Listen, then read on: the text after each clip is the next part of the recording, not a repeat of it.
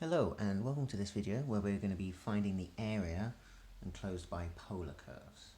Now at the moment what we know about finding the area of curves is using Cartesian coordinates, and we know with Cartesian coordinates that we can use integration to find the area between the x-axis, two vertical lines and the curve. With polar integration, because this is drawn by us turning around, what we're actually finding is not the area of strips, but the area of sectors.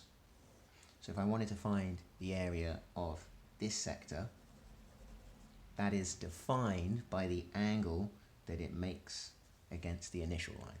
So if this was the angle alpha, and this is the angle beta, this area here is this large sector here, subtract this smaller sector here.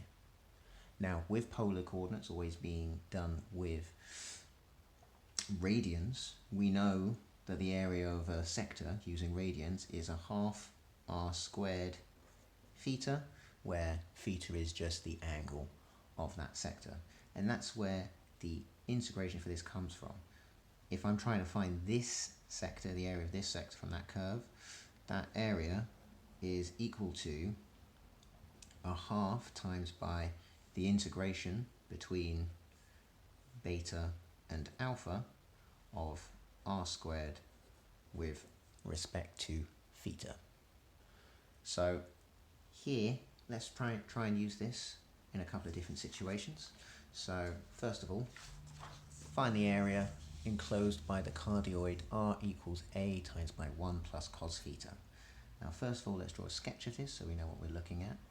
I would hope that you can do this one off by heart. It also tells you it's a cardioid, but because this is equal to the coefficient of cos theta, that means it is going to be a cardioid, and that is going to look like this. That's not too bad.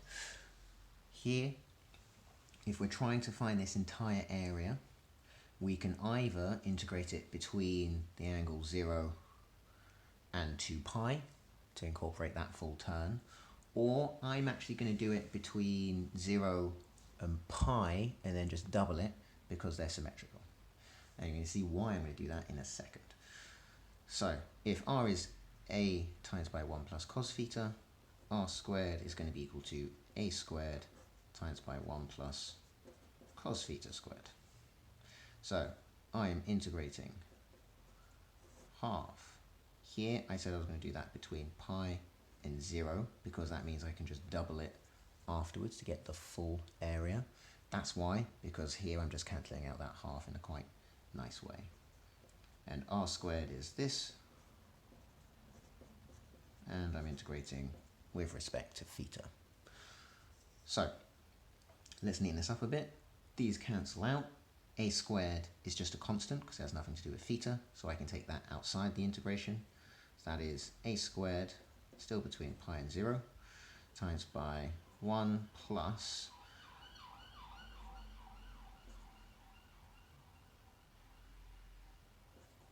cos theta squared. Let's expand that out. So that's going to be 1 plus 2 cos theta plus cos squared theta. Now I don't really want to integrate cos squared theta. That's a little bit more difficult than I'd like it to be. So I'm going to use the fact that I know that cos squared theta, let's just make that a little bit clearer, that's to the side. I know cos squared theta is 1 plus cos 2 theta over 2, which I could also write as a half plus a half cos 2 theta. So making that swap, I'm going to have a squared 1 integrating 1 plus 2 cos theta plus a half cos squared theta. Now I am writing out a lot more working out than I have to, just so I'm being really clear with exactly what's happening. You could shorten this and combine a couple steps. So the full expression that I am going to, as a 2 theta. Come on, Mr. Marks. So the full expression that I'm going to integrate is this. Now, integration for this, not too tricky. Integrating 3 over 2 with respect to theta is just 3 over 2 theta. Integrating 2 cos theta is just going to be 2 sine theta. And integrating a half times by cos 2 theta, or cos 2 theta, is going to integrate to sin 2 theta times by a half. I'm doing a half times by a half. That's going to be a quarter. And I'm going to substitute in pi and 0 for this. So here, that's going to be 3 pi over 2 plus 2 times by sin pi. Sin pi is just 0, so 2 times by 0. And sin 2 pi is also 0. Quarter times by 0 is just 0. Subtract, that's going to be 0. Sin 0 is 0. Sin 0 is 0, so that's just 0. So that gives me my final answer here. My area is going to be 3a squared pi over 2. So there we go, finding out the entire area enclosed by a cardioid. Remember, I could have done that by doing it between 0 and 2 pi. I just did it between 0 and pi and then doubled it. Another question they can ask is, instead of finding the entire area, just the area found by one loop. So let's say I wanted to find the area of one loop of the curve of a polar equation, r equals sin 4 theta. Now again, I would hope that off by heart you know that this is going to have 4 symmetrical loops. Oh, this is not as good a picture as last time. We're going to have 4 loops that are going to look something like this. And then what we're doing here is just finding the area of one of these. Now what I need to know is, what is the angle that I am differentiating between. It's not between 0 and pi over 2, because for some of these we're going to have a negative value for r. So again, off by heart, we should know that sin theta is going to look like this, where we've got pi and 2 pi. So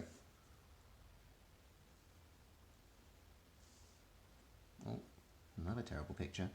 Sin 4 pi is going to be shrunk in 4 times, so that angle where it crosses is going to be pi over 4.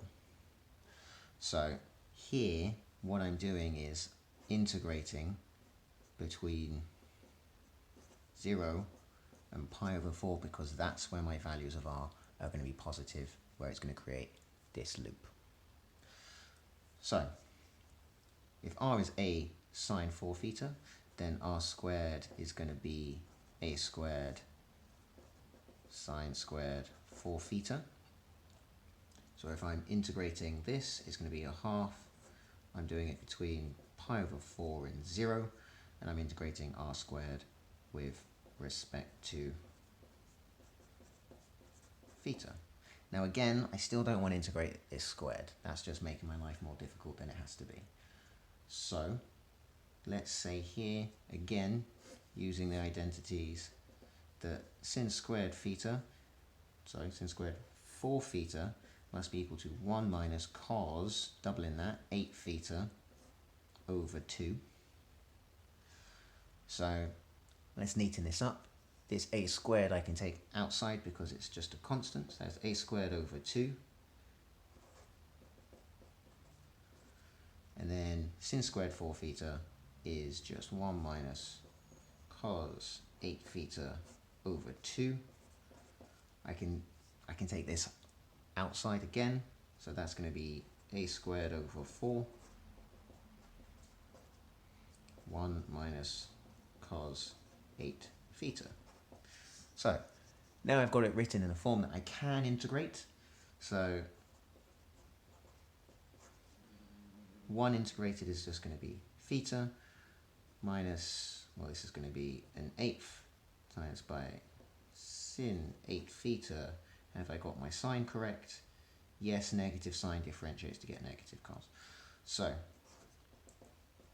substituting this in, I'm going to have a squared over 4 times by, oh, let's make sure that's on the page here, a squared over 4 multiplied by pi over 4, subtract sin 2 pi is 0, an eighth times by 0, minus 0, take away sin 0 is 0. So that is just going to be a squared pi over 16. So again, the important thing to remember here is we had to first of all work out what the angles are that we're looking at for this specific integration. Other than that, we just need to make sure that we're using identities to not integrate anything that's too difficult. And again, what we've learned here, the area on polar curves is half times by the integration of r squared with respect to theta between two angles. Thank you.